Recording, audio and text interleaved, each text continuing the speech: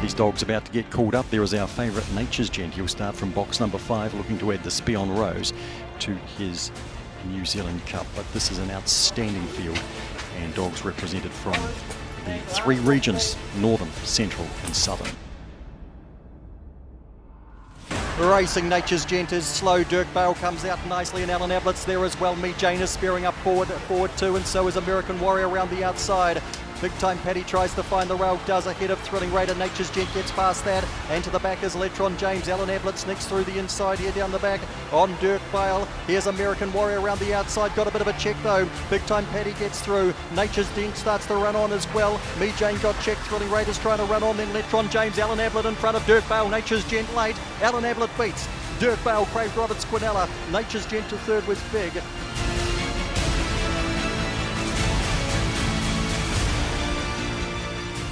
Hello everyone and welcome into DogZone on the week of Spion Rose Night at Wanganui, due to run this Friday evening at around 9:04 p.m. It'll be race number 10 on the card, and what a field we have assembled for it. Joining us here on the show as usual is Mark Rosanowski. Rozzo, Spion Rose Night on Friday evening, and gee, it's going to be an absolute Bobby Dazzler of a final. It certainly will be, Andy. It was last year. We just see the quality that was in that field. Nature's Gent does return. He ran third there last year, and he has made the final again.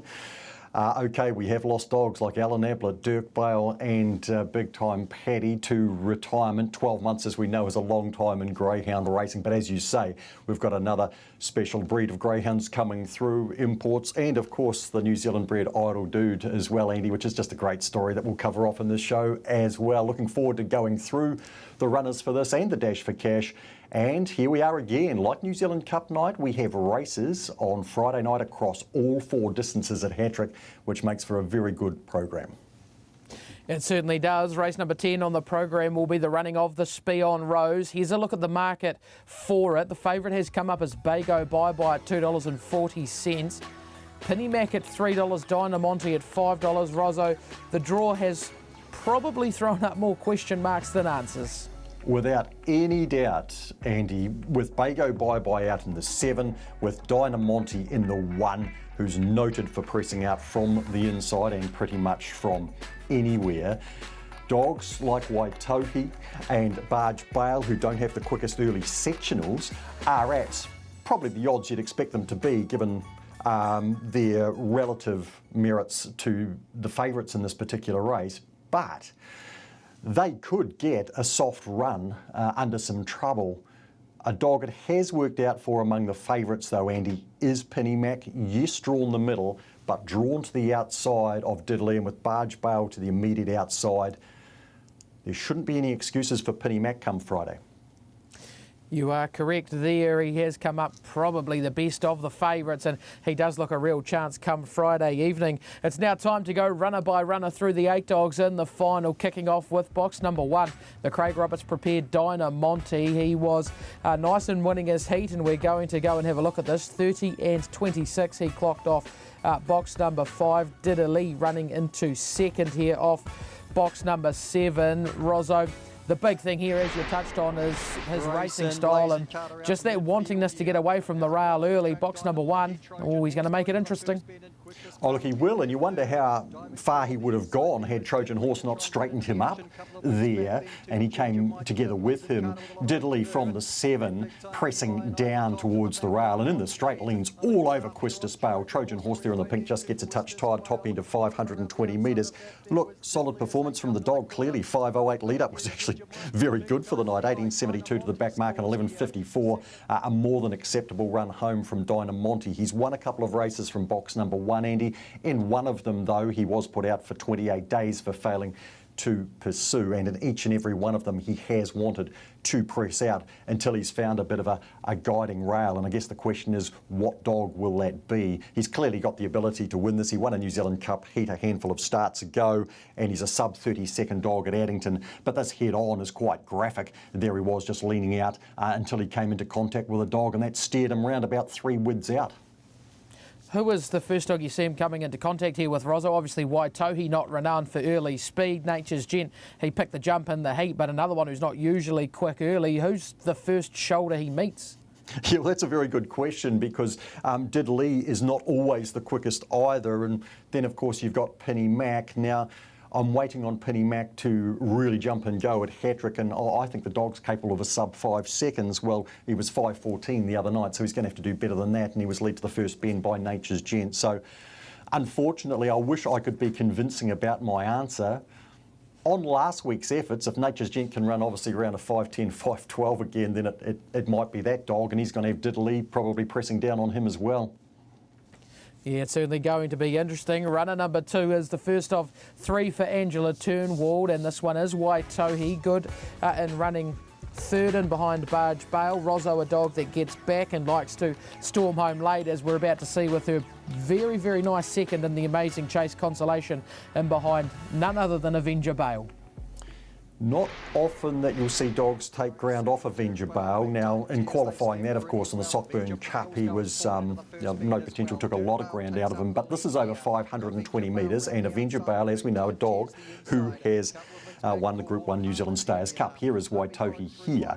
And this winning time that night was 30.08, and making ground like this was really stylish for a greyhound whose best winning time has been 30.19. It's only won 2 races in New Zealand, Waitohi, but stomping home there in the green rug and taking ground off Avenger Bale, quite impressive. Now, if we only look back to last week, Waitohi 5:29, well, lumbering to the first bend, but that's going to be good here with Dynamonte drawn box number 1.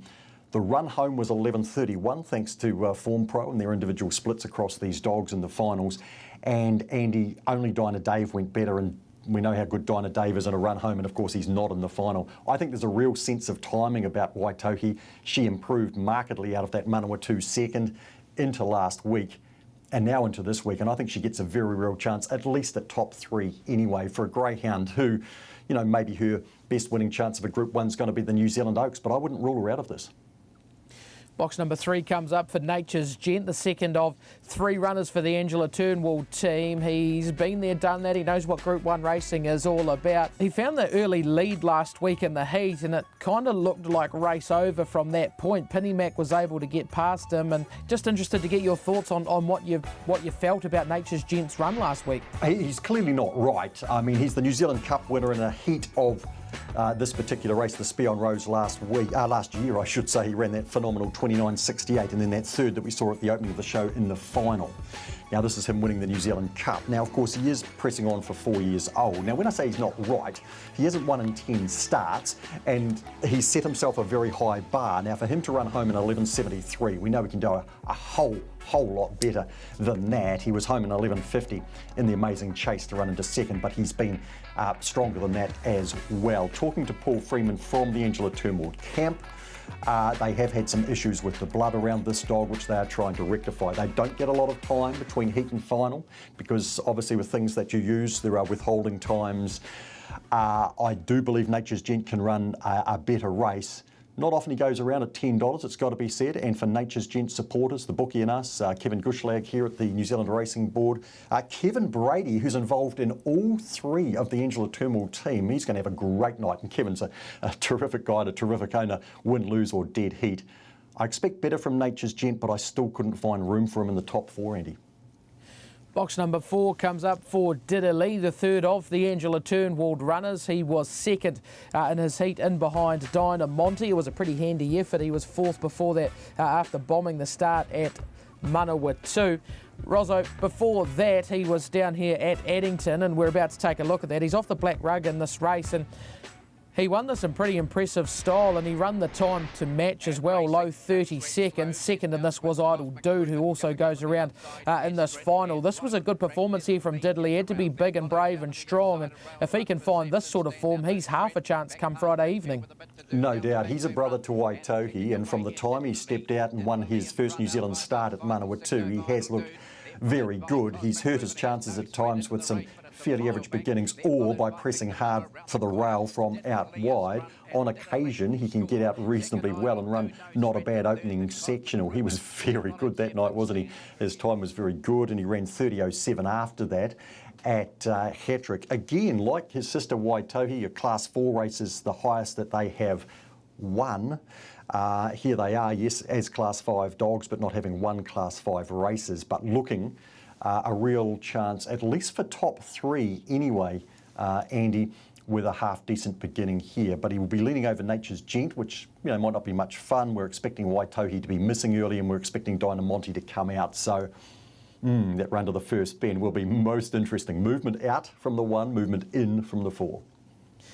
Box number 5 comes up for the Northerner, Penny Mac for Steve Clark. He is, of course, the winner of the Group 1 Waterloo Cup. He was very nice when winning his heat, running past Nature's Gent, which we are going to take you back to have a look at. He's in the green rug on this occasion. Rozzo, he kind of looks to get a handy enough run early as long as Dynamonte doesn't get out as wide as him. And after this performance, he's got to be tough to beat.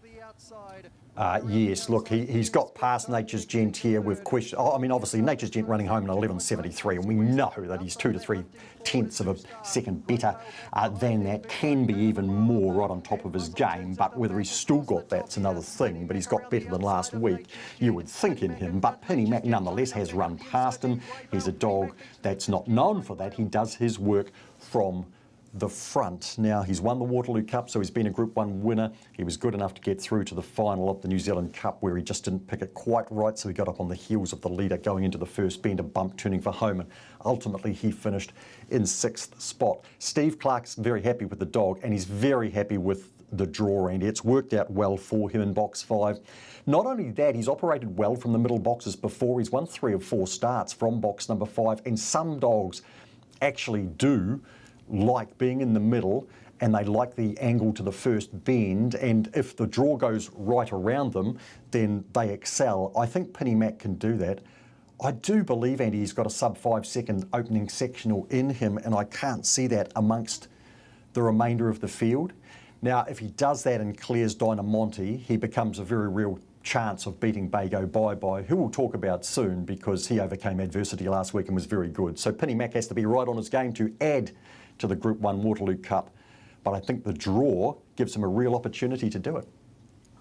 Box number 6 comes up for Barge Bale for Daniel Roberts. He was a late nomination for this after the knobs were reopened, so he's kind of lucky to be here, and he's going to take his place as the fastest qualifier for this. We'll take you back to have a look at that. He was off box number 2 here in the black and white rug. Rozzo, he only got nommed for this because the noms reopened, and the only other reason was because there was no Class 5 race at Addington on Thursday, so he was able to head up for it, and he comes into it now as the fastest qualifier. So you talk about things falling into place. Well, they've certainly fallen into place for Barge Bale and one Daniel Roberts. Oh, this is a great story, and well done to you, Dan. And here he is in a final with Craig, his father, and you know, could be Matt Roberts if they get a right scratching. Matt's on the ballot, of course, but look, he got right over the top of Blazin' Audrey, who knocked off there. Now, Blazin' Audrey ended up getting 28 days with a variety of injuries, and that, of course, allowed Waitohi to come through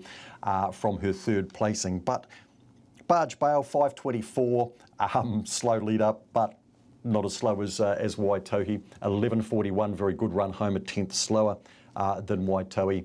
A dog who has been in Matt Roberts' kennel for a while, so he knew the track well, went back there in good form, because although it doesn't read perfect form, it actually has been really good, and we had commented during the New Zealand Cup Series, Andy, just how well this dog was going, including a defeat of Nature's Gent in a heat of the New Zealand Cup. I give the dogs that are going to get back here, like Waitohi and Barge Bale, a very real chance of sneaking into some money. Box number 7 for the favourite, Bago Bye Bye for Jean and Dave Fahey. He is, of course, the winner of the New Zealand Cup. He's been in a very nice run of form. Rozzo, he didn't get things go his own way in this heat, and we're about to take a look at that. He comes off box number 3 in the white rug.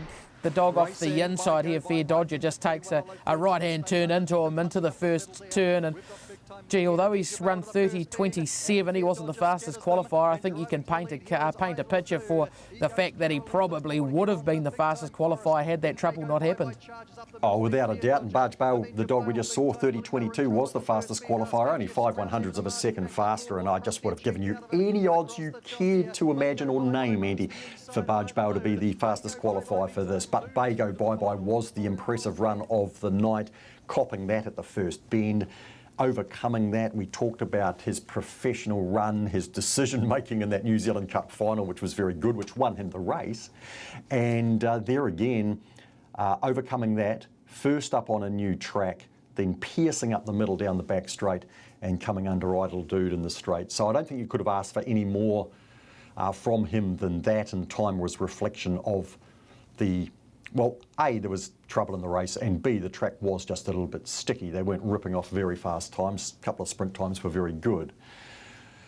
Hard to tip against a dog like this, who's, only been beaten once in New Zealand. Wide draw, well, he won at Ipswich on debut, box 7. I don't think we read much into that. His miss from box 8 was 4th in pretty reasonable company at Sandown, but it hasn't really helped his cause, and it's aided the cause of the second favourite, Penny Mac. So I think it brings the race much closer together.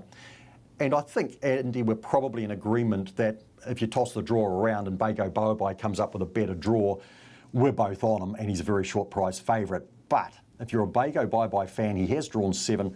The bookies are offering 240, and there might be people very willing to jump in on that. Yeah, the wide draw certainly the big question mark for me. If he had drawn inside, you're right, Rozo. I think we would have both had him on top, and he would certainly be the one to beat. I mean, he probably still is, but yeah, that wide draw certainly making things interesting. Box number 8 comes up for Idle Dude for Marcy Flip. This fella was second in the heat, in behind Bago Bye, Rozo. His latest 500 metre form's been okay. That's second to Diddley and then second to Bago Bye, but he does go around as the outsider of the field, and he's probably going to need a little bit of luck to get into the final. Yeah, no doubt. Look, it's probably not a bad draw for him. He can sit out wide and hope for some luck at the first bend, and that's what he's going to need, and that's what he got in the heat. But along with the Dan Roberts story and Barge Bail, this is a great story too. Idle Dude getting through. He already has the New Zealand Breeders' Check for being the only New Zealand bred dog through. Marcy has always held this young litter in high regard, and this dog. He won on debut. It's his only 520 metre win at Hattrick, and he did it in a 31.12. But here he is last week running 30.42 in that heat. Yep, got a gorgeous run at the first bend. But he's in the final, and that means you're a chance, and a better chance than anything that's not. Exactly, Rozo, it's that time of the show to put 4 numbers on a piece of paper. Who are you tipping on top? Going Penny Mac. I think the draw works out for Penny. I am needing a faster opening sectional from him than last week. I think we will get that. I think the race will open up for him to lead from the front. Bago Bye is the dog to beat without any question. Draw counts against him here. I do see room for dogs coming from the back underneath some trouble with Dynamonte pressing out, a couple of dogs pressing in, especially Diddley, and Waitohi I thought could sneak into the money. I think she's right in the zone, and this, yeah, as I say, a sense of timing, and Barge Bail as well for Dan Roberts to get a slice of the pie. Andy, I think that you may not be too far away from similar selections, which may be a worry for you. Fairly similar. It's more of a worry for Steve Clark probably than me, to be honest. I've got him on top as well. Penny Mac, I can see him getting a pretty handy run off that middle draw, and if he's in front of Bago Bye, he'll give him something to chase for a long way. You can't go into the final without Bago in your selections. We know how good he is if he does get the room. Dynamonte, yeah, box 1's certainly not ideal for him, we know that, but just with that lack of early speed to his immediate outside, I think he might get a little bit of room to move early, and he may be able to dictate the race somewhat. And then in behind those, the 6 Barge Bail, who's been racing in fine form of late. Well, earlier in the week, Mark Rosanowski did manage to catch up with Marcy Flip, and here's a short piece we put together on her chances come Friday night.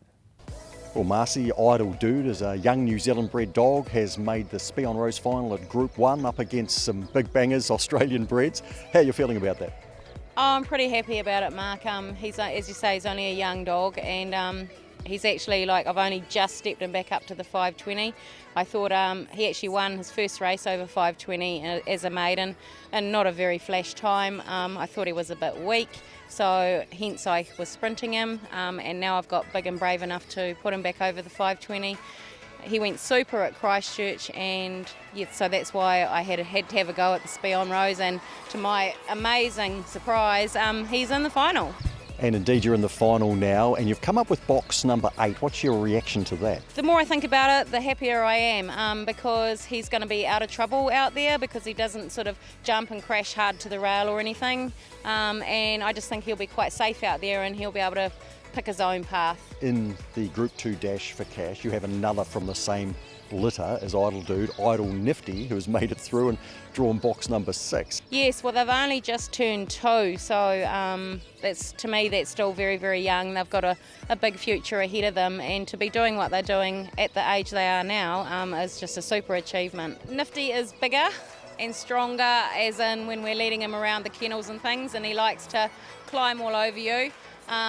Dude can be a bit growly in the kennel, but yeah, they're really nice dogs. If I'm going to draw side by side, I'm glad that Idle Hot is drawn in 5 and Nifty's out in 6, because he won't really crash down. He'll sort of hold his line hopefully, but he's going to need to jump and be right there, or he's going to be history. Let's talk about Idle Hot. Yes, that surprised me a little bit actually, but then when I was actually reading back at her box 2 stats, they're very good stats for box 2. Once again, she was at Christchurch.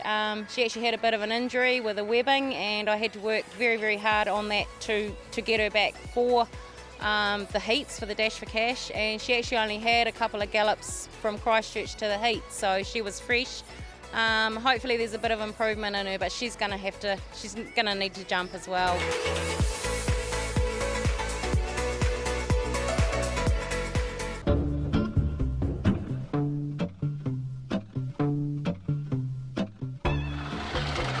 And racing. Tom T jumped nicely down on the inside, showing up there Howie Bale, and they're followed by Power Shack, the American Warrior, round the first corner, and Tom T's headed away to the lead by 3. They're followed by Howie Bale giving chase, but it's 4 lengths away now, and Tom T is well clear. They're followed by, after a gap there, American Warrior trying to get around Fair Pippa, get the others right out over and down on the inside of Power Shack. There's going to be a brilliant win though for Tom T, and the Baron Supplies South Island champs by 6 lengths. Welcome back into DogZone. Unfortunately, earlier in the week we did lose Tom T. He was running around the paddock at his owner's property and overexerted himself a wee bit too much. He was taken to the vet, put on a drip, and unfortunately it's the end of him. Rozzo, really sad losing any dog, let alone top dogs like this fella. 48 starts, 23 wins, 14 placings, 77,000 in stakes, and although he's got a record like that, you kind of get the impression we never really saw the absolute best of him when it mattered. Yeah, I think I know exactly what you're saying there, Andy. For Donald and Josie Arthur, what a great introduction to greyhound racing, and good advocates they have been travelling around with Tom T. Ray Adcock doing a fine job with the dog. I think, Andy, he is possibly one of the best greyhounds I've seen that hasn't won a Group 1. I mean, it's hard to sit back and go over sort of 35 years, but I suspect he is. Of course, he was scratched from a New Zealand Cup, which was a great shame because he would have been a chance in that. He ran 4th in an Auckland Cup. He was 4th in the first ever Amazing Chase. Not that that's Group 1, but he'll always have that to his name. He did win the South Island Championship, as we saw, at Group 2 level. And around that time, he won the Garden City Classic. And Andy, he won 6 in a row, and he won 11 from 12 from April 2017 through to July. And that's down in Christchurch. The competition's pretty fierce. 7 sub-30-second winning times from 29.82 to 29.96. Now, look, we know that there's dogs who get the right conditions, get the right day, sub-30. To have 7 is just outstanding. I think that is probably what I'll remember about the dog, is consistency of doing that, but unfortunately not a Group 1 winner. I think I agree with you about him being one of the best dogs not to win one. Unfortunately for him, things never really went his way around the right time for those Group 1 races, and that's unfortunately how it went for him and his connections. So our condolences do go out to all of you. Dash for Cash on Friday night is the Group 2 of the night, and favourite here is Sir Dougie, $2. She's a Ripper, $2.50. Rozzo, the only 2 in single figures, and barring something going horribly wrong, one of these 2 should be winning this race. You would think that they'd Both have to miss the jump. We see the resumption of the battle that we saw in the Galaxy where Sir Dougie had box 1 and She's a Ripper had box 6. So we're almost around the opposite way. Since he's come back to hat-trick, a 661 lead-up, and then this last week a 670 lead-up, Andy, where he's just lengths better than anything else to the first bend.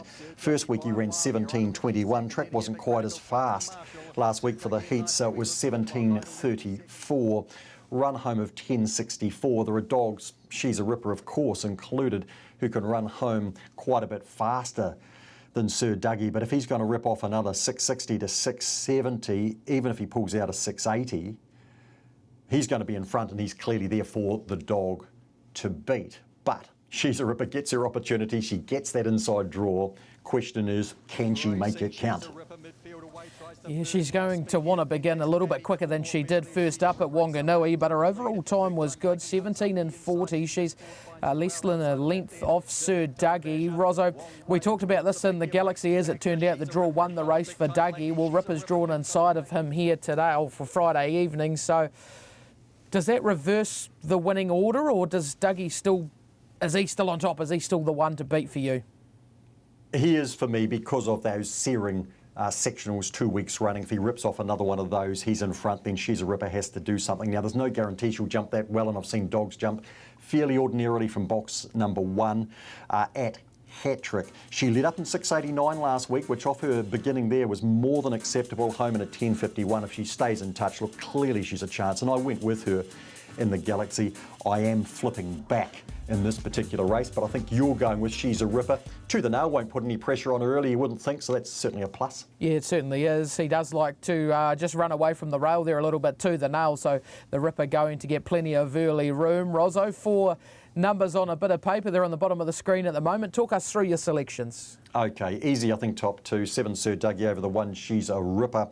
Then I'm putting in number 2, To the Nail, who got up on the heels of Idle Hot and got flushed out wide, turning for home. I can see that dog benefiting a lot from the look at the track and hopefully not getting up on heels here. And the 4 Big Time Blackie actually ran 17.50 last week, draws box number 4. Okay, from there, we'll press a little bit left. Leaving out dogs like Idle Hot and Idle Nifty. Idle Hot, an older half-sister to Idle Nifty. And in that interview with Marcy Flip, what we weren't able to play was a discussion around Idle Girl, who does have a litter of 10 to Fernando Bale, about 10 months old. They can be exciting to watch. And good luck to Tom Rodewald. He is a part owner of Idle Hot, and he's the owner of Idle Nifty and Idle Dude. And Tom's been a long time owner in the sport, and I hope he gets a piece on Friday night. But I haven't got him in the top 4, which might be good for him. Andy, could you find room for the Idols?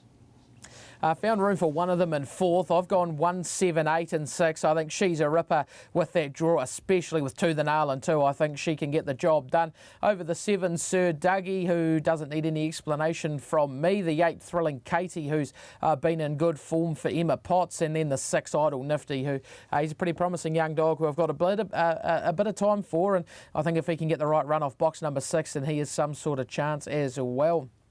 Also on Friday evening, we've got a New Zealand Racing Series distance final over the extreme distance there at Wanganui. This one will be race number 11 on the card at 9.35. Rozzo, very even market, and it's a pretty difficult race to pick your way through, but I know you'll love calling this one come Friday evening.